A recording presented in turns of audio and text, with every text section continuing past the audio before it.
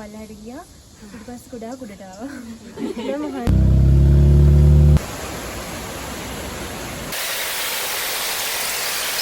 ලංකාවේ තියෙන තවත් ලස්සන තැනක් ගැන සේරල්ලගෙන තමයි අද ලොකේ. Welcome to Story with Tama. ඉතින් අද වීඩියෝ එක වගේ ඉන්නේ අපි යාළුවෝ කට්ටිය රිවර්ස්ටන් වල සේරල්ලි ගියපු හැටි. ඉතින් මේ වීඩියෝ එක ඉවරනකම් මාත් එක්ක ඉන්න. පාන්දර 2ට තමයි අපි යශෝදාගේ බෝඩිවෙන් අපේ රිවර්ස්ටන් ට්‍රිප් එක පටන් ගත්තේ. 2:00 වෙනකොට අපි ওই විදිහට පරිප්පු එක හදලා ඊට පස්සේ බත් එකත් රයිස් කුකර් එකේ තියාගත්තා. ඉතින් බත් එක සම්පූර්ණයෙන් හදන එක බාර වෙන්නේ යශෝදාට. මමයි තනුෂයි පරිප්පු එක හැදුවේ. ඉතින් ඔය විදිහට පත් එක හොඳට හදාගත්තට පස්සේ ඔය විදිහට බේසමකට දාලා එක නිවා ගත්තා. නැත්නම් ඔතන්න අමාරු නිසා ඒත් එක්කම අපි යාළුවෝ කට්ටිය හදන කැම ටික බෙදාගෙන තිබුණේ. ඉතින් විද්දාක් සොසේජස්, විචිනියක්කා, සීනි සම්බෝල් ඔය විදිහට අපි බෙදාගෙන තිබුණේ. ඉතින් පරිප්පු ටෙම්පරාදුවත් ඔය විදිහට හදාගෙන අපි බත් එක ඔතා ගත්තා. එතකොට තමයි මතක් වුණේ දෙයනේ ලන්සීට් නැහැ නේද කියලා. ඊට පස්සේ ඔය විදිහට ගාබේජ් බෑග් එකකට කොහොම හරි අපි ඔතා ගත්තා. ඉතින් අපි වෑන් එකට නගිනවා නම් ඇත්තටම මට වීඩියෝ කරගන්න උනේ නැහැ. අපි කට්ටියම කොහොම හරි වෑන් එකට නැගලා ඉවර වෙලා 4:00 වෙනකොට පැලිගොඩ හයිවේ එකෙන් දැම්මා. ඊට පස්සේ කඩපතෙන් ওই විදිහට විදක් නමයි විචිනයක් කවයි ගත්තා. ඒ වෙනකොට අපි අනිත් යාළුවෝ ඔක්කොමලා වෑන් එකට නැගලා හිටියේ. ඊට පස්සේ ඉතින් අපි චුටි කතාවක් දාගෙන යන්න පටන් ගත්තා. වෑන් එකට නගිනකොට වීඩියෝ කරන ගත්තාම චතම ඉතින් අතින් එපා කියලා කියන්නේ ඔය. ඒත් ඉතින් මට බ්ලොග් එකට වීඩියෝස් ඕන නිසා ඔය විදිහට උදේම වීඩියෝ කරගන්න ගත්තා. ඉතින් ඔය ඉන්නේ තනිෂා. ඉතින් කට්ටිය සින්දු අහලා ගොඩක් චිල් එකේ තමයි ගියේ. ඉතින් ඔය වීඩියෝ එකක් ගන්න තමයි try කරන්නේ අපි සින්දු වලට dance කරන.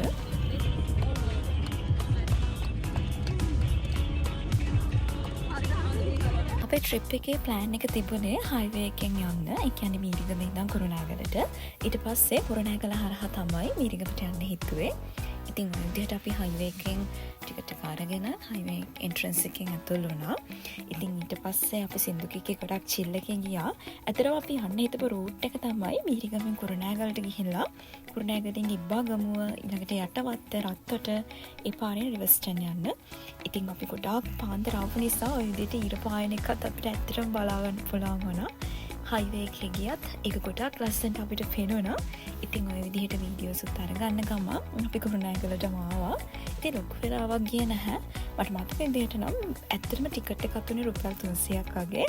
ඊට පස්සේ මං කලින් කිව්ව විදිහට විචිනියක්කා සීනි සම්බල් එක හඳන් තිබුණා. ඉතින් ඔය විදිහට ඊට පස්සේ අපි විදක් අපිට පෙපර් ප්ලේට්ස් ගෙනල්ලා තිබුණා. ඒත් එක්කම පාන් ගෙනාවේ දෙදක් නා. ඊට පස්සේ අපි ඔය විදිහට කට්ටියටම පාන් බෙදාගෙන කන්න තමයි තියන්නේ කරේ සීනි සම්බල් එක. සීනි සම්බල් එකත් මාරෝ රසට තිබුණා. ඉතින් ඔක්කොම බෙදන වැඩ නම් ඇත්තටම විදක් නා තමයි කළේ. පිටිපස්සේ පේලිය ගියේ යශෝදායි තරණී ගගනී. ඊළඟට තිබුණ පේලිය ගියේ මමයි චතුමි විදක් නයි. ඊට පස්සේ පේලිය ගියේ තනුජයි වත්සලයි. ඉස්සරහම ගියේ විචිනියක්කා ගියා. ඉතින් ඔන්න ඔය විදිහට රසම රස සීනි සම්බල් එකක් එක්ක අපි කෑවා. ඊට පස්සේ ඔය තියෙන්නේ ඇත්තටම මාතලේට යන පාර. හැබැයි ඔය කුරුණෑගල මාතලේ අතරමැද පාර. ඉතින් එක විදිහට ඉන්න ගමන් ගියා. හැබැයි අපි චුට්ටක්වත් නිදාගත්තේ නැහැ. නිදාගන්න නැතුවම කතා බහ කර ගියා. මොකද අපේ ටාගට් එක තිබුණේ එක දවස් ඇතුළතදී රිවර්ස්ටන් හැමදේම කවර් කරගන්න. පාර දන්නේ නැතුව කෙනකින් මම පාර අහනවා. Google Map එක through ගිහිල්ලත් අපිට පාර වැරදුන තැන් තිබුණා. ඒ නිසා තමයි එහෙම පාර අහගත්තේ. ඉතින් ඔහොම පුංචි වීඩියෝස් අරගෙන මේ කුරුණෑගල ඉඳන් මාතලේට යන්න තියෙන පාර හරිම ලස්සනයි. ඉතින් කොහොම හරි මාතලේ ටවුන් එකට ආවට පස්සේ අපි වත්සලාවත් ජත්තා. මොකද එයා ඉන්නේ මාතලේ. ඉතින් මාතලෙන් එයාත් පිකප් කරගත්තා. එයාගේ අතේ ලොකු පාර්සලයක්. මොකද එයාත් බත් එකක් හදාගෙන ආවේ. ඉතින් කොහොම හරි අපි කට්ටියම වෑන් එකේ ඉඳගත්තා. ඉඳගෙන රිවර්ස්ටන් යන්න තමයි දැන් තියෙන්නේ. ඒ යන අතරමැදදී රිවර්ස්ටන් පාරේ ඉන්නවා ෂර්මි. ඉතින් අපි ෂර්මිගේ ගෙදරට ගිහිල්ලා උදේ පොඩක් වොෂ් එකක් දාගෙන යන්න තමයි හිතුවේ. ඉතින් ඔන්න දැන් අපි කට්ටියම ෂර්මිගේ ගෙදරට යන්න පයින් යන ගමන් ඉන්නේ. ප්‍රධාන පාරේ වාහනේ නවත්තලා චුට්ටක් ඇතුළට යන්න ඕනේ ෂර්මිගේ ගෙදරට යන්න. ඉතින් ඔය වගේ චූටි පඩි පෙලක් තියෙනවා ෂර්මිගේ ගෙදරට යන්න. ඉතින් එකක් නැග්ග ඇත්තටම බයෙන් ගියේ. මොකද ඒකේ බල්ලොත් ඉන්නවා. හරිම ලස්සනයි. අර ඉදියට ගෙදරට ඇතුල් වෙන තැනම ලස්සනට කලයක මල් තියලා තියෙන්නේ. ඊට පස්සේ අපි කට්ටියම ඉතින් වොෂ්රූම් ගිහිල්ලා ශමිගේ අම්මා රස්සලම රස කිරිත එකක් දුන්නා අපිට. මේ වගේ ලස්සන කප් එකක ඒකත් බීලා අපි රිවර්ස්ටන් යන්න පිටත් වුණා. ඉතින් රිවර්ස්ටන් යන පාරේ ඔයාලට පාර වරදින්නේ නැහැ. මෙන්න මේ විදිහට බෝඩ් වලින් පෙන්නනවා යන්න ඕනේ මාර්ගය සහ ඔයාලා නරඹන්න ඕනේ තැන් මොනවාද කියන එකත්. ඇත්තටම මේ රිවර්ස්ටන් යන පාර මාරම ලස්සනයි. ඉතින් අපිට ජනේල අයිනක යන්න පුළුවන් නම් ඇත්තටම වටපිට බල බල යන්න තියෙන්නේ. ඒත් ඉතින් අපේ යාළුවෝ දිගටම සින්දු කීකේ තමයි ගියේ. ඇත්තටම මේ රිවර්ස්ටන් යන ට්‍රිප් එක අපි ගොඩක් හදිස්සියේ දාගත්ත දෙයක්.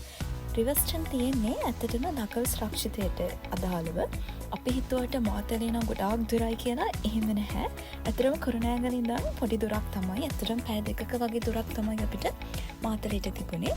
ඉතින් ඒකෙනොත් අද vlog එකෙන් ගේන සේරැල්ල තමයි මාතලේ රිවර්ස්ටන්. එහෙම නැත්නම් ලග්ගල තියෙන දුරම තැන වෙන්නේ.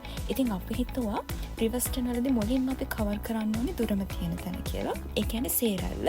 ඊට පස්සේ පිටවල පතන, ඊට පස්සේ අවසානට රිවර්ස්ටන් ටවර් එක සහ බඹර කිරියල්ල යන මාර්ගෙදී අපිට මුලින්ම හැබැයි හම්බෙන්නේ බඹර කිරියල්ල. නමුත් කාලය කළමනාකරණය කරගෙන එක දවසින් ඔක්කොම බලන්න හිතපු නිසා මුලින්ම සේරැල්ල බලන්න තමයි අපි මේ යන්නේ. රිවර්ස්ටන් යන්න හොඳම කාලය වෙන්නේ සාමාන්‍යයෙන් දෙසැම්බර් ඉඳන් මාර්තු වගේ වෙනකම්. එතකොට අපි ට්‍රිප් එක ගියේ අප්‍රේල් ටිකක් වැසි සහිත කාලයක් සහ මීදුම වැඩි. ඇත්තටම අපි යන දවසෙත් මොබයිල් ෆෝන් වලට නිවුස් වලට කියනවා අකුණු අනතුරු වැඩි, වැස්ස වැඩි, පරිස්සම් වෙන්න කියලා. ඉතින් ඇත්තටම අපි ගොඩක් බයයි තමයි මේ ට්‍රිප් එක ගියේ.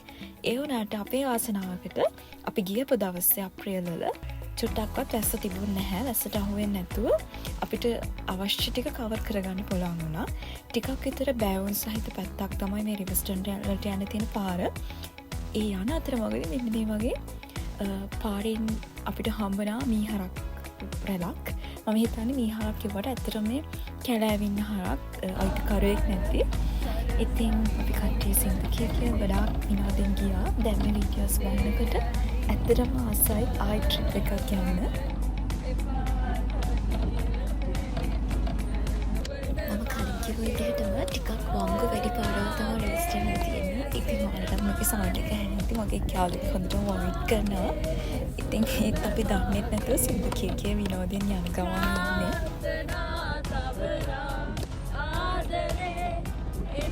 ඉතින් කොහොම හරි සින්දු කිය අපි ඔන්න රිවර්ස්ටන් ටවර් එක තියෙන තැන තමයි දැන් ඉන්නේ. ඉතින් අපි කතා වෙන විදිහට ඉස්සෙල්ලාම ටවර් එක බලන්න නැතුව යන්න ඕනේ කියලා තමයි තීරණය කරේ. ඔය තියෙන රිවර්ස්ටන් ටවර් එකේ කාර් පාක් එක. ඉතින් ඒකත් පාස් කරගෙන අපි ඉස්සරහට යන්න ඕනේ. ඒ යන අතරමඟදී ආයි අපිට හම්බෙනවා පිටවල පතන. ඔය විදිහට රිවර්ස්ටන් ටවර් එක තියෙන තැන පල්ලෙහා පුංචි කඩ තියෙනවා. ඉතින් ඔයාලට මොන හරි ගන්න ඕන නම් ගන්නත් පුළුවන්. අපි ඉතින් හිතුවා ඉක්මනින්ම සේරැල්ල බලාම යන්න ඕනේ කියලා. ඉතින් මේ රිවර්ස්ටන් යන පාර මාරම ලස්සනයි කලින් කිව්ව විදිහටම. ඉතින් මාරම ලස්සන වීව් එකක් තියෙන. ඉතින් වාහනයක් යනවා නම් හැබැයි ගොඩක් පරිස්සමෙන් යන්න ඕනේ. මොකද පාර ටිකක් සවුත් වේ සහ අර වීව් එක ලස්සන නිසා ගොඩක් හිමින් වාහනේ යනකොට හරිම ලස්සනට පේනවා. ඉතින් ඔයාලා බයික් එක වගේ යනවා නම් තැන ඒවත් බලාගෙන යන්න පුළුවන්. හරිම ලස්සනයි. දෙපැත්තම ගස් කොළම කොළ පාටට තියෙනවා. ඔයාලට පේන විදිහේ තැනින් තැන view point තියෙනවා. ඒත් අපි දවසින් කවර් කරන්න හිතුව නිසා ඇත්තටම අපිට view point වල නවත්තන්න උනේ නැහැ. අනිත් එක ඇත්තටම මේ පාර දෙපැත්තම ගොඩක් ප්‍රපාත තියෙන්නේ. ඒ නිසා ගොඩක් සැලකිලිමත් වෙන්න ඕනේ වාහනයක යනවා නම්. ඉතින් අපි ෂර්මිලගේ ගෙදරත් පොඩි රෙස්ට් එකක් අරන් ආපු නිසා සේරැල්ල ළඟට එනකොට උදේ 10 මාට වගේ වෙලා තිබුණා. ඉතින් මම අපේ කට්ටියගේ පොඩි වීඩියෝ එකක් ගත්තා.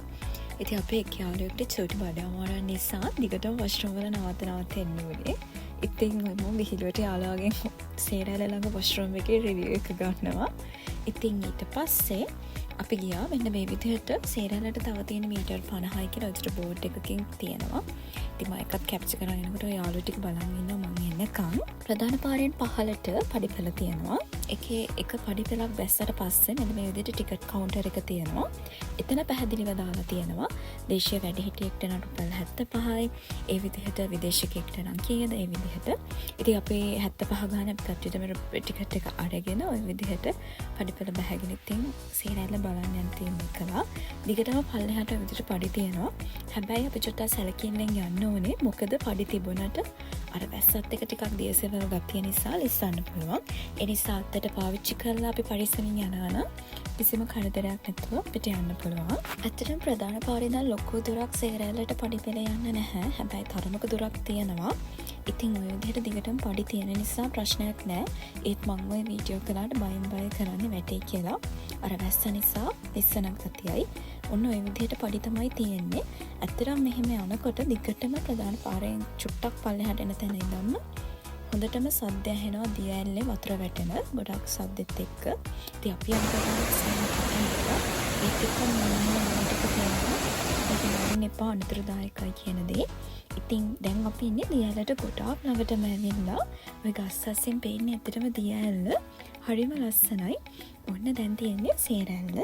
ඇත්තටම මේ සේරැල්ල කියන නම වැටුනේ සේරගල මාළුවෙක් ඉන්නවා. අනේ මාළුව වැඩි ප්‍රමාණයක් ඔය ඇල්ල ළඟ තියෙන ජීවත් වෙන නිසා තමයි සේරැල්ල කියන නම වැටලා තියෙන්නේ. ඔයාලට පේන ඇති ගොඩාක් ලස්සනයි. හැබැයි වැස්ස කාලේ නම් ඔය ගල් ළඟටවත් යන්න බැරි තරමට වතුර මට්ටම වැඩි වෙනවා. අපි වැස්ස තියෙන දවසක ගියත් ඔය වගේ ප්‍රමාණික තමයි වතුර තිබුණේ. ඒ නිසා ළඟට යන්න ඔය විදිහට ඇවිදින්න පුළුවන්. හැබැයි ඔය ගලුත් ගොඩක් වතුර පාරේ සැඩකමට ගොඩක් ගලුත් මෙතන තියෙන නිසා ලිස්සන්න බලනවා. ඉතින් අර විදිහට view point එකකට කොන්ක්‍රීට් එකකුත් තියෙනවා. අවශ්‍ය නම් එතන ඉඳන් වුණත් ඔයාලට දිහාල්ල බලන්න පුළුවන්. සේරෑල්ල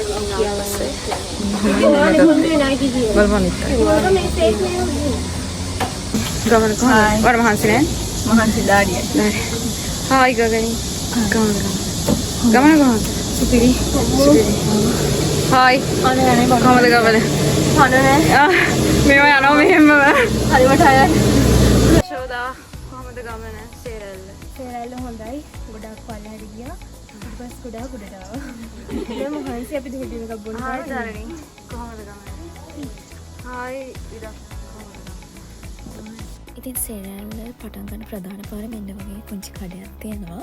ඉතින් එතනින් අපි හැමෝම දෙහිවීම ගත්තා. මොකද අර වැස්ස පඩිපෙළ ප්‍රමාණය මොහොයි උඩට නගිනකොට හොඳ ගණන් අපිට. ඉතින් එකක් බීලා ඊට පස්සේ අපි පිටවල පතනයි ඉවස්ටන් ටවර් එකයි බලන්න පිටත් වුණා. ඉතින් මේ vlog එකේ ඉතුරු ටික ඊළඟ වීඩියෝ එකකින් අපි බලමු. මතක් කරලා ස්ටෝරි එක තමයි subscribe කරන්න.